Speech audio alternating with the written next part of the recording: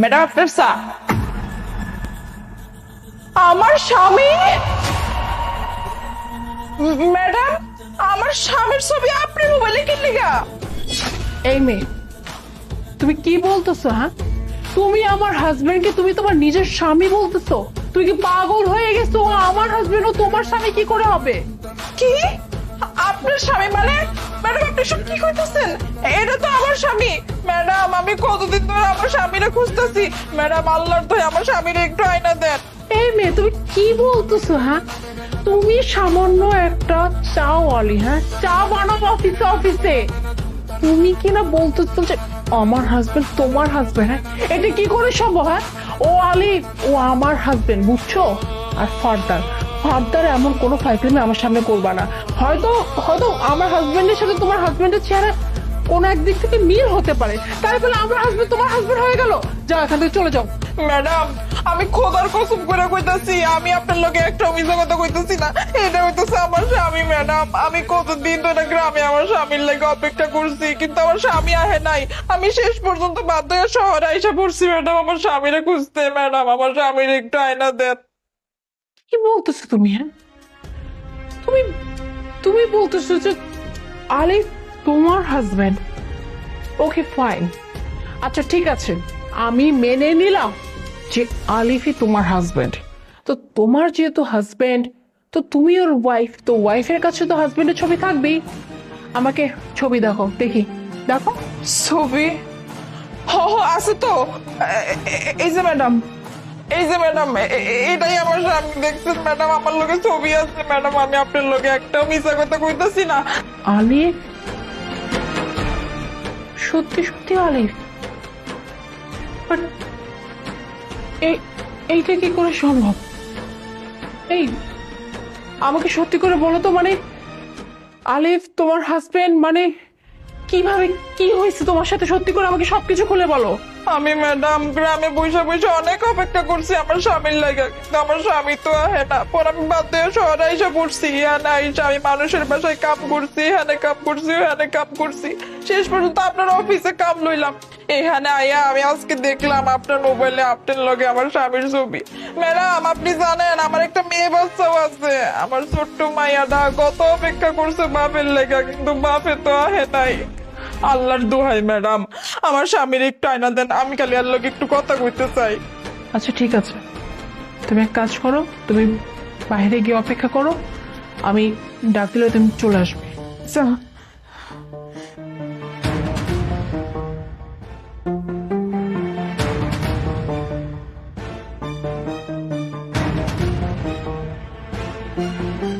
আলি, তুমি একটু আমার রুমে আসো তো। হ্যাঁ, তোমার সাথে একটু কথা বলবো, আসো।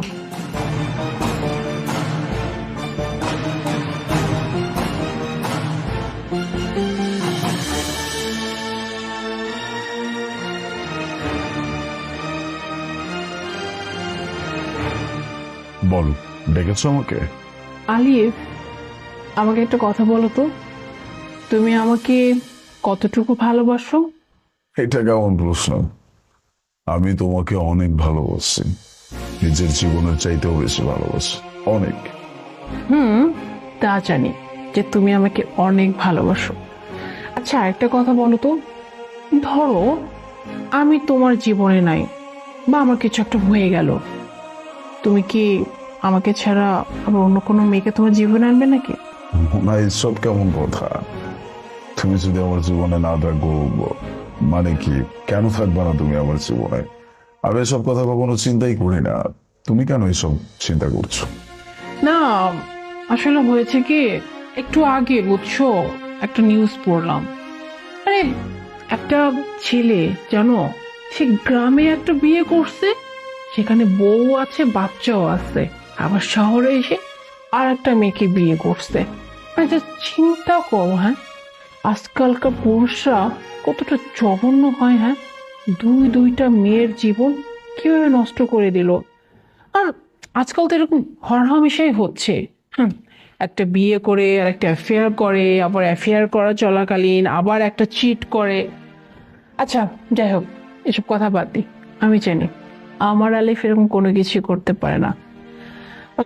আরেকটা কথা জানতে খুব ইচ্ছে করতেছে, আমি তোমার জীবনে আসার আগে মানে তোমার জীবনে আমি ব্যতীত অন্য কোনো মেয়ে ছিল নাকি আমি তোমার ফার্স্ট লাভ, কোনটা? মনে তোমাকে অনেকবার বলছি যে আমার জীবনে আপন বলতে তুমি ছাড়া আর কেউ নেই। আমি সবাইকে হারাইছি। এরপরও তুমি যদি আমাকে একই প্রশ্ন বারবার করো তাহলে কষ্টটা আমারই লাগবে।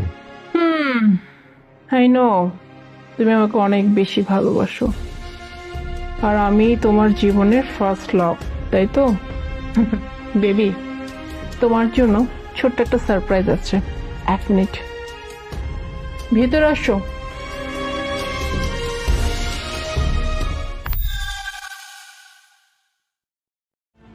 কি ব্যাপার, তো চোখ এরকম বড় বড় হয়ে গেল কেন? হ্যাঁ, আমার সারপ্রাইজটা কি তোমার পছন্দ হয় না? আমি ওনাকে কিভাবে চিনবো? তুমি কার কথা বলছো? আমি তো আজকেই প্রথম ওনাকে দেখলাম। কে উনি? কি তুমি এসব কি কইতেছো? তুমি আমার চিনতেছো না? তুমি জানো আমি কতদিন ধরে তোমারে খুঁজছি, কিন্তু তোমারে কোথাও পাই নাই। গ্রামে অনেক অপেক্ষা করছি তোমার লাগা, কিন্তু তুমি তো আর গ্রামে যাও নাই। শেষ পর্যন্ত বাধ্য আমি শহরে আইসা পড়ছি।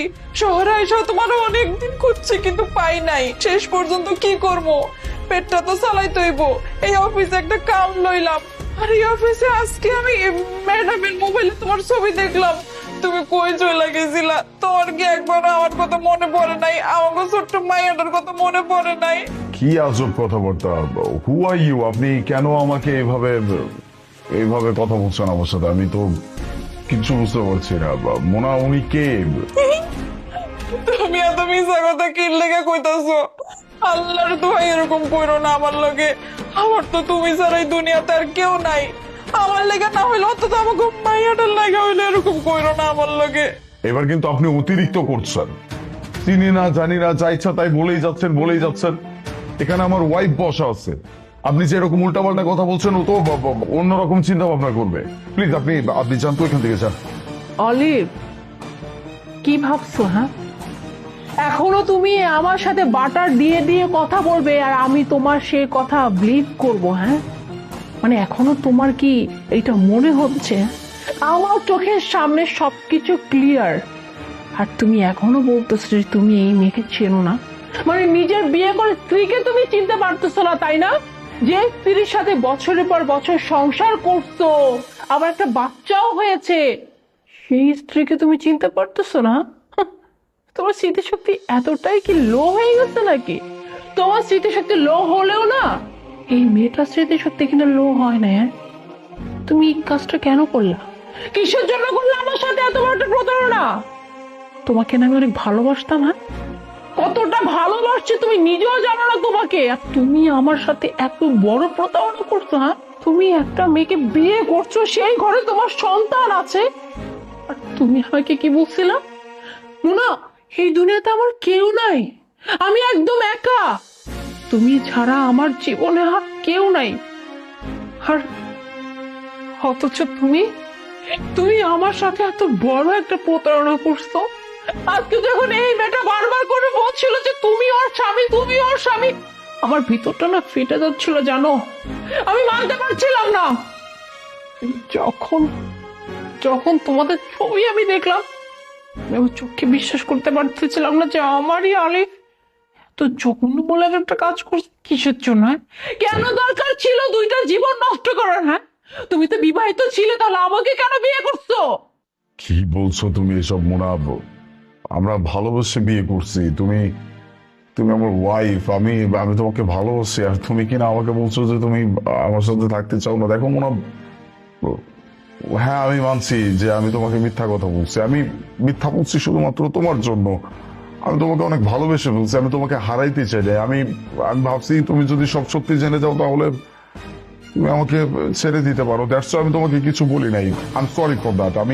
আমি প্রমিস করছি আর কোনোদিন আমি তোমার সামনে কোনো প্রকার মিথ্যা কথা বলবো না। প্লিজ তুমি এরকম কিছু বললো না। শোনো, কাউকে মেরে ফেলা আর কারো বিশ্বাস নষ্ট করা না, দুইটাই কিন্তু সমান অপরাধ, জানো? কারণ বিশ্বাস এমন একটা জিনিস এটা সবার উপরে আসে না। হ্যাঁ, আমি তোমাকে বিশ্বাস করছিলাম, তোমাকে ভালোবাসছিলাম, আর তুমি তুমি আমার বিশ্বাস নিয়ে এইভাবে খেললা। হ্যাঁ, তুমি তুমি তোমার স্ত্রী রেখে তুমি আমাকে বিয়ে করছো, আর আমাকে বলছো যে তুমি তুমি এই দুনিয়াতে একদম ইয়েতিমের মতো, তোমার কেউ নাই। কি ভাবছো? হ্যাঁ, তোমার এই সত্যি জানার পরে আমি তোমাকে অ্যাকসেপ্ট করব? হ্যাঁ, আর কি যেন বলছিল, আমাকে তুমি ভালোবাসো। আলিফ, কোন পুরুষ মানুষ যদি বিবাহিত হয় তারপরে যদি অন্য কোনো মেয়েকে ভালোবাসে, সেটা ভালোবাসা হয় না। আর তুমি কি ভাবছো, হ্যাঁ? তোমার এই ভালোবাসা আমি গ্রহণ করব? কখনো না। তুমি আমার সাথে যে কাজ করছো তার শাস্তি তো তোমাকে পেতেই হবে, আর আমি এমন শাস্তি তোমাকে দিব সারা জীবনও তুমি যেন ভুলতে না পারো। আর এই যে আরেকটা কথা, এই মেয়েটার সাথে যদি তুমি অন্যায় করছো না, এই শাস্তিও আমি তোমাকে দিব। কারণ তুমি একটা মেয়ের সাথে অন্যায় করছো, আর আমি একটা মেয়ে হয়ে এটা কোনোদিনই সহ্য করতে, তুমি ভেবো না তোমার স্ত্রীর মতো আমি অনেকটা নরম, ঠিক আছে?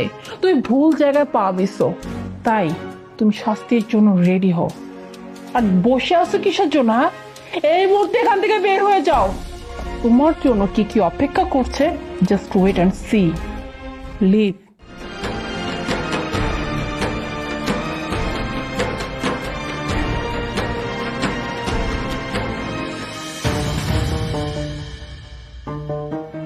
তুমি কান্না করো না। এসব জানোয়ারদের জন্য চোখের পানি ফেলে কোনো লাভ নাই। আসলে আমাদের সমাজে কিছু পুরুষ আছে জানো, যারা আসলে পুরুষরূপী জানোয়ার, যাদের কাছে কোনো ভালোবাসা, কোনো সম্পর্ক এসবের ভ্যালু থাকে না। ওরা শুধু নিজেদের সুখ খুঁজে। তাই সব পুরুষদের জন্য এক ফোঁটা চোখ থেকে পানি ফেলবে না। আর ও তোমার সাথে যে অন্যায় করছে বা তোমার মেয়ের সাথে যে অন্যায় করছে, ওর শাস্তি আমি দিব। আর তোমারও যা যা অভিযোগ আছে সবকিছু তুমি কোর্টে পেশ করবা, বাকিটা আমি দেখে নেব। আর আজকের পর থেকে তোমার আর তোমার মেয়ের সকল দায়িত্ব আমার। তোমরা আজকের পর থেকে আমার সঙ্গে থাকবে।